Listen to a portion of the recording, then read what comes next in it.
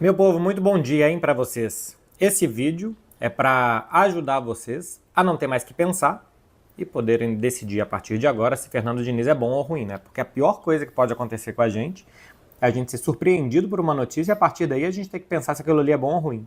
Então vocês estão desde ontem pedindo e eu vim aqui gravar um vídeo sobre a saída do Fernando Seabra e comentar a chegada do Fernando Diniz também. É o seguinte, parece irresistível pensar que a diretoria que troca de técnico, faltando 2 meses para acabar a temporada, e com um time aí quase na semifinal de uma competição como a Sul-Americana, que é a competição mesmo para salvar o ano do Cruzeiro, que a diretoria está errada. E eu acho até que talvez possa estar, mas eu não acho a troca ruim não, tá?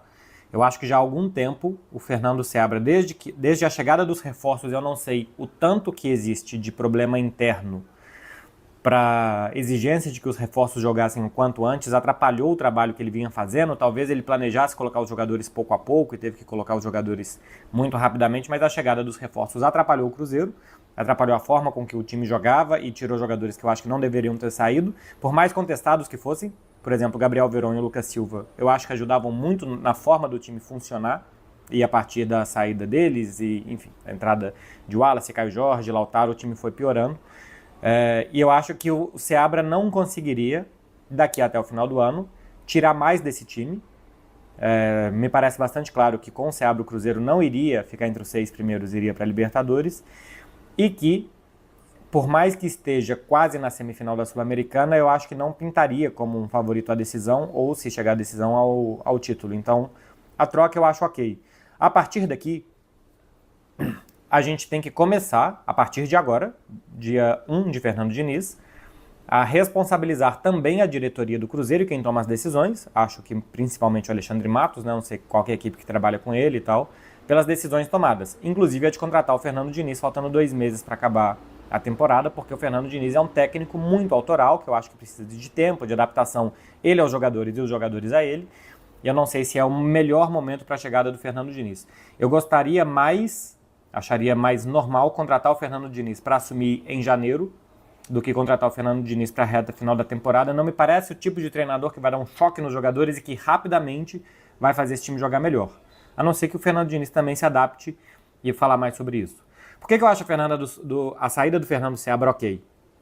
Desde o jogo contra o Botafogo, e acho que aquele foi o último jogo que o Cruzeiro jogou bem, teve o Libertad, mas me parece mais uma exceção do que a regra, foram 11 jogos, com 3 vitórias, 10 gols marcados. O Cruzeiro parou de produzir e de ganhar. E eu acho que a ausência de gols nesse período não é simplesmente que os atacantes estão perdendo gols e tal. O time do ano passado, por exemplo, até a reta final, né, que era o autor e o técnico, mas era o Seabra quem mais comandava aquele time, eu acho que o Cruzeiro produzia muito e perdia muitos gols. Agora não. O Cruzeiro parou de produzir, parou de jogar bem, parou de se impor no campo de ataque, parou de ter qualquer sensação de bom futebol. Por isso que eu acho que a troca do técnico é ok. Porque esse time não dá a sensação de jogar bem e dá a sensação de estar piorando. Eu tenho a sensação que o Cruzeiro a cada jogo está jogando pior, tá conseguindo se impor menos contra qualquer adversário em qualquer cenário, né? Internacional com um a mais por muito tempo, São Paulo com as reservas, e outros jogos assim, o Boca com um a menos desde o minuto 0. E uma dificuldade muito grande do Cruzeiro se impor, jogar bem, ter volume de jogo. Então eu acho que realmente o técnico, a partir do momento que chegaram novos jogadores e que ele se precisou se adaptar a um novo ambiente, ele não conseguiu. 38 anos, eu gosto muito das ideias do Seabra, especialmente do final do ano passado e da primeira parte do campeonato desse ano. Eu acho que ele talvez tenha uma boa carreira pela frente, mas que ele não conseguiu nesses últimos tempos, esses últimos, 2 meses, desde a vitória contra o Botafogo. Quando que foi aquilo? Foi em 28 de julho. A gente está hoje em 24 de setembro, 2 meses. Nos últimos 2 meses, eu acho que ele realmente piorou o time assim. O time piorou, né? Não ele piorou o time, mas o time piorou e ele não conseguiu dar respostas. Acho normal que tenha se esperado a data FIFA, porque deram uma data FIFA para ele fazer o time melhorar. Antes eram muitas viagens, uma sequência de jogos muito grande. Então, com data FIFA, 15 dias para se adaptar melhor a esses jogadores, eu achava ok também esperar. E o Cruzeiro volta mal da data FIFA. Então, acho... foi São Paulo, Libertad e agora um jogo contra o Cuiabá com um time bastante modificado, né? Um time quase todo reserva. Mas eu acho normal trocar. Porque tem que salvar a temporada, ou tem que melhorar a temporada, que para mim era realmente de ficar na parte de cima da tabela, de não sofrer igual no ano passado, E isso foi atingido muito antes, né? Isso foi atingido lá pela rodada 15 já do Campeonato Brasileiro, estava atingido, mas o time estacionou. Então eu acho ok. Acho ok a troca. E a partir daqui, se o Fernando Diniz não der certo, se não der certo no curto, médio ou longo prazo, é ver quem contratou, por que contratou, se deu ao Diniz as ferramentas, os jogadores, o tempo, e a partir daqui, assim como quando um atacante perde um gol, ele tem que ser responsabilizado. Quando um técnico treina, escala ou troca mal, tem que ser responsabilizado. Os responsáveis pelo futebol do clube também precisam ser responsabilizados quando eles fazem trocas, quando eles mudam o comando, quando eles mudam a filosofia, e aqui existe uma troca não só de comando técnico, mas uma troca de filosofia bastante clara para mim.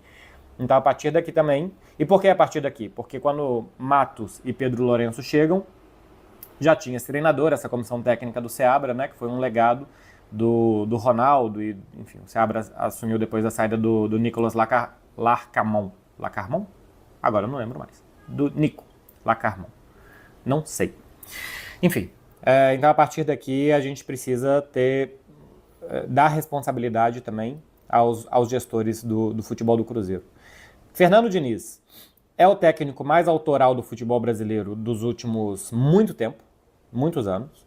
É um técnico que chama atenção fora do Brasil. Tem muita gente que estuda tática mundo afora e que olha para o Fernando Diniz como um cara diferente, o que é bom, é uma novidade, é um técnico vanguardista, faz coisas diferentes, e para isso eu acho que ele precisa de que o grupo compre a ideia, que não é uma ideia simples, que a diretoria entenda e que ele tenha peças para fazer isso.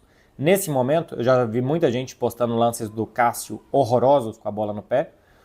Nesse momento, acho que o Fernando Diniz precisa se adaptar mais ao elenco do que o elenco ao Fernando Diniz. Acho que ele tem que dar retoques a esse elenco, de coisas que esse time já fez, que é tocar bem a bola. O Cruzeiro a parte boa do Cruzeiro na temporada foi quando esse time trabalhou bem a bola. E o Fernando Diniz, eu acho que prima por isso, né? Que o time trabalhe bem a bola. Assim, é um time que não tem ideias curifistas, guardiolistas, mas que tem ideia de trabalhar bem a bola e de jogar bem com a bola no pé. E isso eu acho que ele pode dar ao Cruzeiro nos meses finais e fazer com que o time volte a ser competitivo via bola. Via trabalhar melhor a bola, chegar melhor ao ataque, entregar a bola melhor aos atacantes, ocupar melhor o campo de ataque, coisa que não estava fazendo. Agora, acho que nem todos os conceitos do Fernando Diniz, de muitas trocas de posição, de exigir que os jogadores façam funções que eles não estão acostumados, ou que, por exemplo, a saída de bola desde muito atrás, utilizando o goleiro e os zagueiros, coisa que é banal hoje no futebol de alto nível, mas que no Brasil ainda existe resistência, e existe muito jogador que não sabe fazer, porque o Cássio tem quase 40 anos, e na época que ele foi formado como jogador, isso nem existia, assim como o Fábio, né, que foi para o Fluminense, que também sofreu bastante com isso com o Fernando Diniz. Então acho que não é o momento de exigir isso dos jogadores.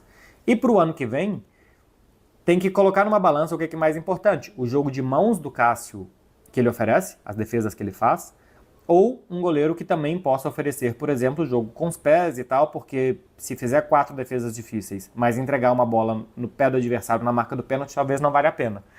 Então tem que pensar já elenco pro ano que vem. Nesse momento, acho que é mais importante que o Fernando Diniz se adapte ao que ele tem. Que ele entenda que nem todos os conceitos dele possam ser implementados a partir de outubro para um time decidir uma temporada até o início de dezembro, com o Campeonato Brasileiro e Sul-Americano. Então, ele saber como melhorar rapidamente o moral e o futebol dos jogadores, acho que sem ser tão Fernando Diniz assim. A gente tem um caso aqui na Europa recente, que é o do Vincent Kompany, que hoje é o técnico do Bayern de Munique. Ele treinou Burnley na segunda divisão da Inglaterra e subiu com 101 pontos conquistados. O time jogava muito bem, passou por cima de todo mundo na segunda divisão. O Kompany foi mantido e boa parte do elenco também para jogar a primeira divisão no ano seguinte, e o time foi rebaixado com 24 pontos. O Kompany, num contexto de segunda divisão, os jogadores que ele tinha, ele conseguia colocar as ideias dele em campo e ser um time absolutamente dominador. Num outro contexto, com times melhores tecnicamente do que os times de segunda, quando ele vai para a primeira, aquele jogo que ele acreditava não servia. E o time dele foi rebaixado. E ele tem parte de culpa também nisso. Ele tem parte de responsabilidade também nisso. Então, para o Fernando Diniz, acho que isso também serve. O time campeão da Libertadores do ano passado do Fluminense e o time que ele entregou esse ano à beira do abismo no Campeonato Brasileiro tem o mesmo treinador. Tem um ponto em comum, o mesmo treinador e o mesmo elenco. A questão do Company é muito mais evidente, né? Um time de segunda contra um time de primeira, um elenco de segunda, um elenco de primeira, e como que você vai aproveitar os jogadores. Mas a falta de adaptabilidade do Fernando Diniz e ter uma ideia, e se essa ideia não está dando certo, o plano B ser dobrar a aposta, pode ser um problema. É impossível você dissociar, assim, ele só teve o sucesso que ele teve no Fluminense, tanto em forma de jogar como em resultado em 2023, porque ele acredita muito, mas isso também abre a janela para o time não conseguir encaixar, e esse ano, por exemplo, jogar muito mal como jogava com ele. Com o Mano Menezes conseguiu pelo menos alguma sequência de resultados que deixa o Fluminense na briga para não ser rebaixado. Então, eu também acho importante que os técnicos vejam o que eles têm em mãos, o que eles conseguem fazer com aquilo, como que eles conseguem melhorar aqueles jogadores dentro daquele contexto, e não que cheguem e falem, essa camisa aqui é amarela, e que todo mundo saiba que ela é azul, e que ele tente convencer que é amarela. Se você tentar convencer os jogadores de algo que eles não podem, eles não vão conseguir fazer. De algo que não é, se você tenta convencer um jogador que ele pode ser algo que ele não é, a tendência é que ele não consiga fazer e que você não chegue aos resultados. Então, também parte do processo, acho que de evolução de um técnico, que ele entenda o contexto, o ambiente, os jogadores que ele tem, a necessidade do time naquele momento. A necessidade do Cruzeiro agora é fazer pontos no Campeonato Brasileiro para brigar entre os 6 e para resistir mais 4 jogos na Sul-Americana.